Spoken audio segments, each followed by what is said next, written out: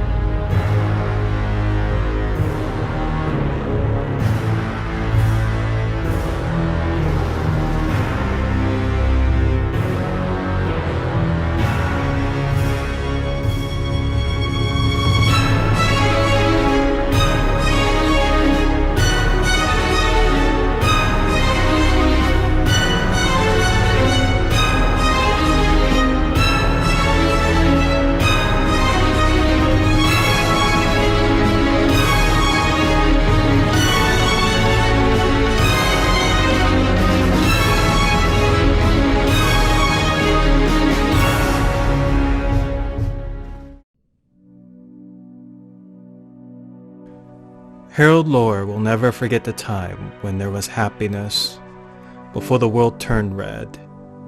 Before Harold became the monster that we're seeing today, Harold Lore was once a loving husband to a beautiful wife with 3 of the most amazing children. Just a normal family man living in a normal life. A father, a husband who used to do things like go on picnics in the park, going to their kids' baseball games, and all those parties that he and Lori would throw with friends and neighbors. So many warming memories that kept Harold through the screaming chaos, and yet had only brought a terrible sadness when facing reality. Like the time when Harold and Lori's son got sick, and how they both stayed home to take care of him until he gotten better. Then they made love. All those times when Harold and Lori made passionate love. It kind of makes you think, if the love between Harold and Lori changed, or was it the world that changed? And now, all alone with this precious Lori, Harold having a taste of happiness, hidden away within an abandoned home near the outskirts of the city with a few remaining cross wandering the streets outside, not knowing of the taint of normal bliss that's happening within this dead city. The thoughts of all those comforting moments with Lori, and how her soothing touch would make all the bad things go away. A moment where the world ceases to be chaotic and red, where the screams and laughter would turn into sounds of Harold and Lori's passionate love for each other, until Harold's moment of bliss would be interrupted when he began stroking himself, realizing that the whore's filthy lips was still wrapped around him, repulsed of the filthy whore who would even dare try interfering and ruining the love between him and Lori. Whores, and their ways of ruining the goodness in this world. Now with his Lori back, Harold has no use for the whore's lips. And you would think that Harold's conquest means reaping the spoils of success. A man who's long consumed with obsession and delusions will be free from the horrors of this new world. Oh yes, Harold Lore knows of this world and its ways, and yet a man who's still in a world of his own, pursuing a fantasy that has only been nothing more but a traumatic nightmare for others. Yes, Harold Lore may have found his Lori, but he is not done with the mission. Not sure if you notice, but there's an obvious conflict with Harold's fantasy, and he's aware of this dilemma. Lori is nothing more but a severed breast that's infected with a cross virus. And the question is, how exactly can Harold Lore regain what was once his with the severed breast?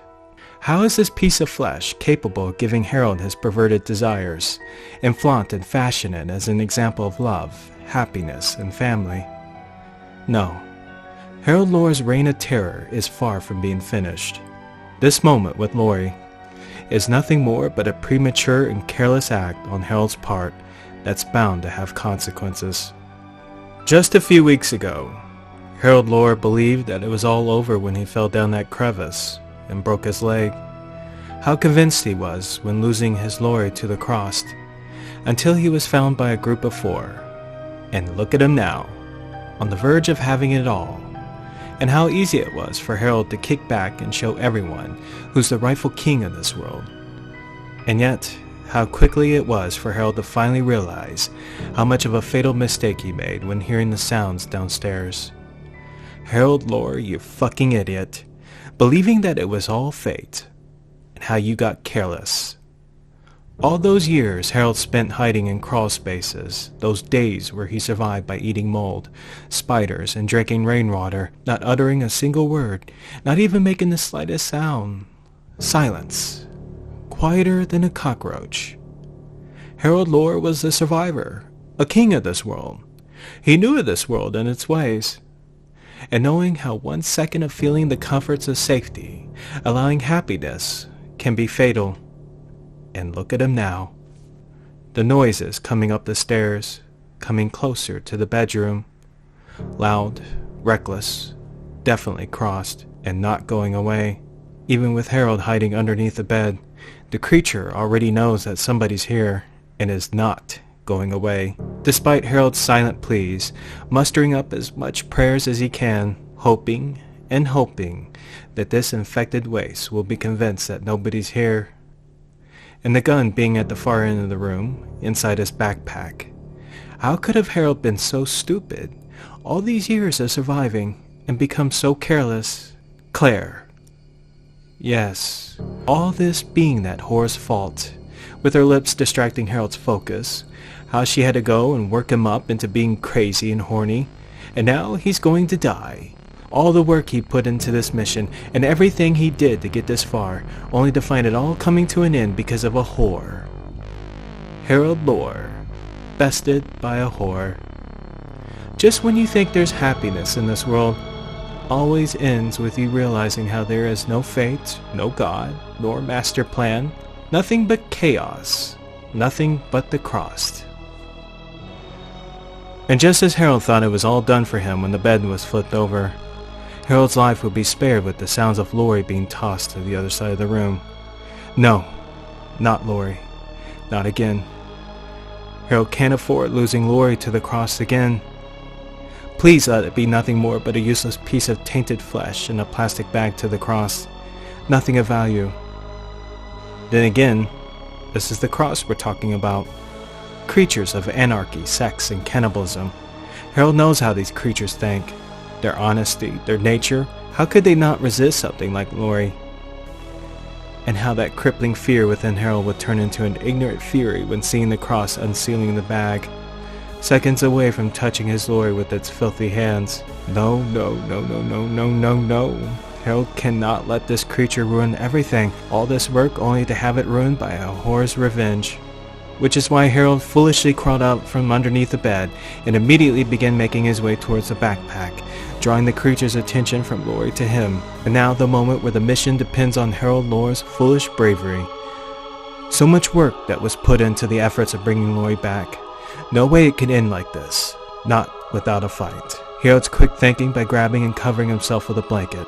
Right before the creature would strike down Harold with a hammer, that's when Harold unloaded his gun, successfully killing the creature. Reacting quickly when the blood began soaking through the blanket, Harold too panicked to think rationally, never anticipating that his mission would result with him confronting the cross, and try keeping focus on one task at a time, avoiding any further mistakes. soaked and feeling wetness all over him. Not knowing if it's sweat or blood, immediately Harold checked himself. Thankfully, there was no blood on him, nor his clothes, besides his shoe, which was immediately removed. But most of all, Lori was still okay. Not a tear or a drop of blood in the bag. Even though it was a moment where there was no God nor fate, Harold Lohr was thankful, thanking God or whatever higher power there was, that his precious Lori was okay, and the mission was not ruined. Even with the rain outside, the gunshots surely attracted plenty of attention, leaving Harold no choice but to make his way out of the city and towards the diner. This was not part of the plan, Harold leaving earlier than expected, not that it mattered. But being on crunches, it must have taken Harold 33 hours to reach the diner, which was about 4 miles away. Harold had hoped to make it there long before Amanda, but he was sure that she'd be there first. And of course, he was right when he found himself in Amanda's arms. The joy and happiness in seeing Harold alive, and not even wanting to hear one of Harold's stories about the tragedy between him and Rick. How Slick Rick was violently raped and torn to pieces by the cross. No. Amanda does not want to hear about Rick. Not yet. She just wants to enjoy the happiness that someone is still alive. 2 people who are able to live and see another day, and who can deal with the struggle together. Amanda. Oh, Amanda. Such a beautiful woman. Her kindness, her beauty, how Harold went on a journey to find his lost love where he found Amanda. But not where Harold thought. Could it be that Harold was not pursuing Lori? Could it have been Amanda all along, staring Harold right in the face this entire time, like a soft pillow, there to give Harold the warmth and comfort he long sought after? If this wasn't what you would call heaven, then heaven would not be the place where Harold wants to go. No. This is not what Harold fought for. This is not why Harold went through hell. This was a distraction. This was Harold thinking with his will instead of his heart. With the area clear outside, and not a sign of the cross or anything that would disturb Harold and Amanda. Sure, the diner is a bit exposed, but there's plenty of time to relax before moving on. So why not sit down a bit? 2 friends having a couple snacks and a bite to eat. Amanda and Harold having a moment to pretend and enjoy a normal, casual life together. You see, Amanda may be a sweet, kind-hearted woman, but she is not Harold's true love. She is not the mother of Harold's children, but she is perfect for what's to come next. And that Harold is definitely going to miss her. Amanda can now relax, because Harold brought dinner.